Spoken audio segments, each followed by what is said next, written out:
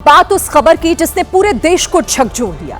खबर ग्रेटर नोएडा से है, जहां एक सॉफ्टवेयर इंजीनियर एक निर्माणाधीन मॉल के पानी से भरे हुए बेसमेंट में गिर गया, लेकिन 2 घंटे बाद भी वहां उसे कोई मदद नहीं मिली, उसे बचाया नहीं जा सका। वो 2 घंटे तक मदद मांगता रहा और फिर उसने दम तोड़ दिया।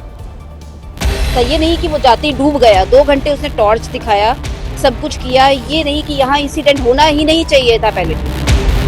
लोग सड़कों पर पुलिस प्रशासन और नोएडा अथॉरिटी के खिलाफ लोगों का गुस्सा फूटा, और फूटे भी क्यों ना, क्योंकि जब एक बेटा अपने पिता के सामने तड़प कर मर गया और पुलिस प्रशासन मूक दर्शक बनकर तमाशा देखता रहा। वो लड़का गिर गया, गिरने के बाद वो लड़का 1.5 से 2 घंटा जिंदा रहा है।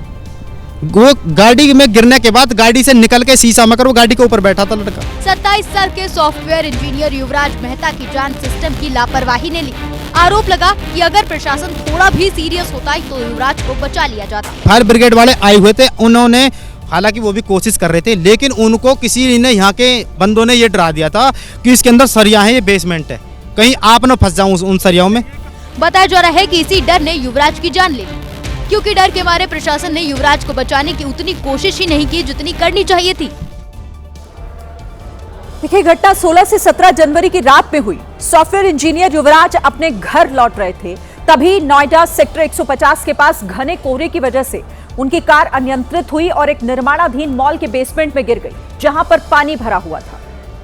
खबर है कि युवराज ने अपने पिता को फोन किया, उनसे मदद मांगी। करीब 2 घंटे तक युवराज कार की छत पर बैठकर मदद की गुहार लगाता रहा।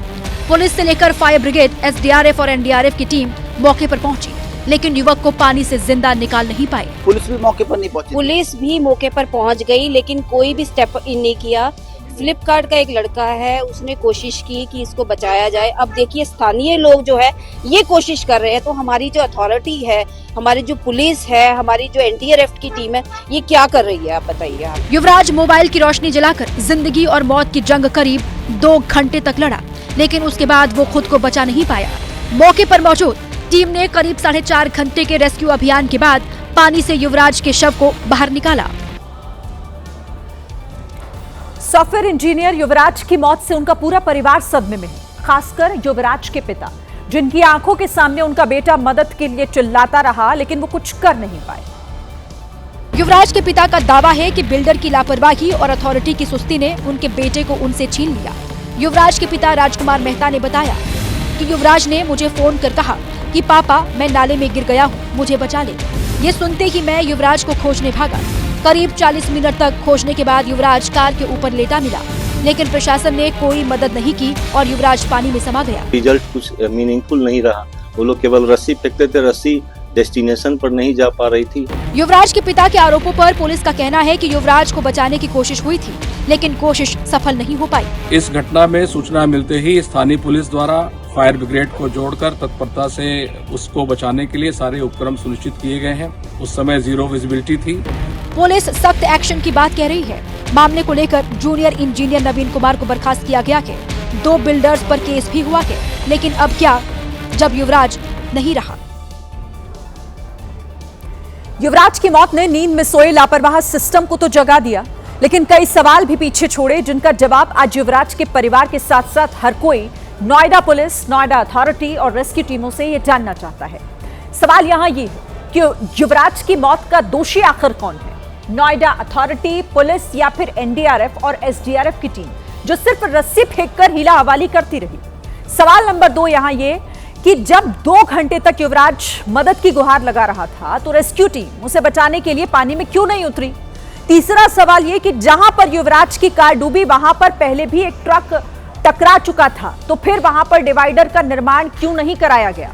सवाल चौथा यह है कि रिहायशी इलाके में 30 से 40 फीट गहरा गड्ढा आखिर क्यों खुला हुआ है, उसे भरा क्यों नहीं गया? राजस्थान के कोटा में शिक्षक भर्ती परीक्षा में हिजाब को लेकर विवाद हो गया है। आरोप है कि हिजाब की वजह से छात्रा को तिलक सीनियर सेकेंडरी स्कूल परीक्षा केंद्र में बैठने नहीं दिया गया, जिसके बाद छात्रा के एक वीडियो के जरिए राजस्थान के मुख्यमंत्री से मदद की गुहार लगाई। मेरे सारे डॉक्यूमेंट्स वेरिफिकेशन के बावजूद मुझे यहाँ हिजाब होने की वजह से अंदर एंट्री नहीं दे रहे हैं। सीएम राजस्थान से मेरी अपील है कि मेरी मदद करें। परीक्षा केंद्र पर जांच पड़ताल कर अभ्यर्थियों को अंदर जाने दिया जा रहा था। अलीशा भी कोटा के तिलक सीनियर सेकेंडरी स्कूल में जांच के बाद जब कमरे के अंदर जाने लगी तो आरोप है कि वहां के प्रशासन ने ड्रेस कोड का हवाला देकर उसे रोक दिया, जिस पर एसडीएम प्रशासन वीरेंद्र सिंह यादव ने सफाई देते हुए कहा है कि छात्रा चेहरा ढककर परीक्षा देना चाहती थी। स्टाफ ने जब हिजाब हटाने को कहा तो आलिशा ने ऐसा करने से मना कर दिया। वहां मौजूद कुछ अन्य अभ्यर्थियों ने भी विरोध किया। नियमों के मुताबिक परीक्षा में कोई छात्रा चेहरे को ढकने वाला स्कार्फ या हिजाब नहीं पहन सकती, इसीलिए छात्रा को प्रवेश नहीं दिया गया। हालांकि प्रशासन की सफाई के बाद भी मामला शांत नहीं हुआ। हैदराबाद में तेज रफ्तार के चक्कर में एक कार पलट गई और पलटने से पहले कार ने पार्किंग में खड़ी कार को टक्कर मारी। हालांकि अच्छी बात यहां ये रही कि इस हादसे में कोई घायल नहीं हुआ है। कार आई, टकराकर पलट गई। कार की रफ्तार इतनी थी कि वो टक्कर के बाद पलट गई। गली में सब कुछ सामान्य था, तभी अचानक कार आई और उसने घर के किनारे पार्क कार में जोरदार टक्कर मार दी। इस टक्कर से पार्क कार कई फीट पीछे खिसक गई। टक्कर मारने वाली कार पलट गई। हादसा नेरेडमेट के दीनदयाल नगर में हुआ। वो तो गनीमत रही कि हादसे के चंद पहले ही एक मां अपने बेटे को लेकर गुजरी थी। हादसे की जोरदार आवाज सुनकर आसपास के लोग बाहर निकले और फिर शुरू हुआ टक्कर मार कार के ड्राइवर को बाहर निकालने का काम। गनीमत रही कि उसे कुछ नहीं हुआ।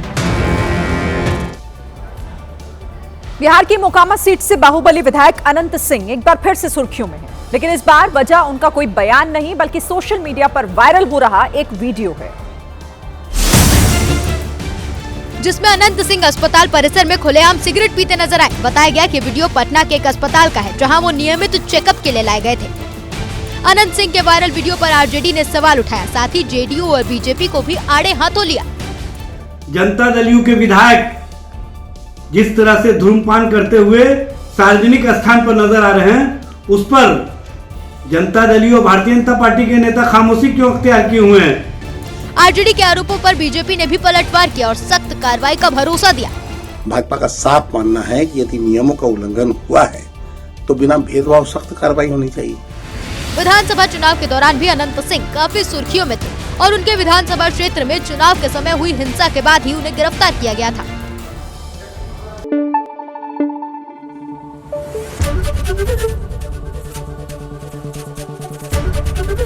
एबीपी न्यूज आपको रखे आगे।